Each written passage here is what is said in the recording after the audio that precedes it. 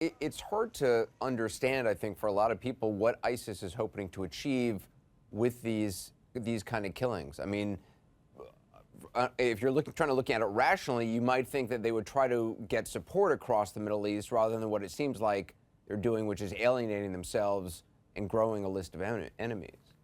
Yeah, I mean, it's not an effective strategy to keep adding to your list of enemies. And now ISIS has added the Egyptians, previously the Jordanians, the United States, and a very large coalition, pretty much every ethnic and religious group in Syria and Iraq. And so from a rational point of view, you'd say, what's the point here? But when you think about it in the way they think about the world, they really believe that we're living in the end times, sort of an apocalyptic view, that the final battle for the soul of Islam is being played out. And in fact, their English language magazine is called Dabiq, which is a town in Syria, which the Prophet Muhammad said would be the place where the final battle between Islam and the Crusaders would take place.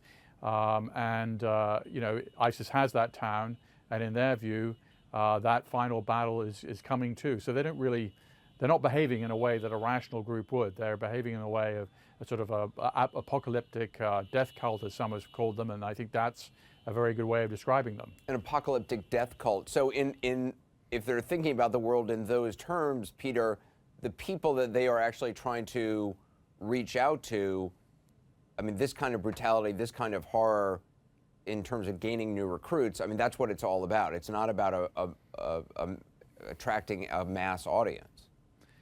I guess not. I mean, you would have thought that it would repel a lot of people, but even in the United States, we've seen, teenagers in Colorado and teenagers in Chicago try and join the Islamic State. Luckily, they were, headed off at the airport before they could do that. But the point is that, in some people's mind, the Islamic State is creating the perfect caliphate despite all this terrible violence.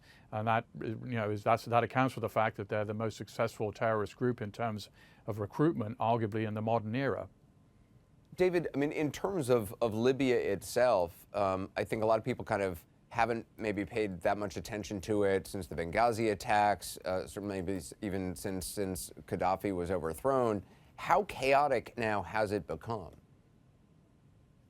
The funny thing is there's still money there. There's still a Libyan central bank with about $100 billion in cash reserves, and it's continued to pump out money to civil servants, to teachers, to doctors, to municipal workers. So the country continues to grind on in a way, even though there's been a total collapse of authority. Each little city is its own city-state now, and each town is controlled by its own militia.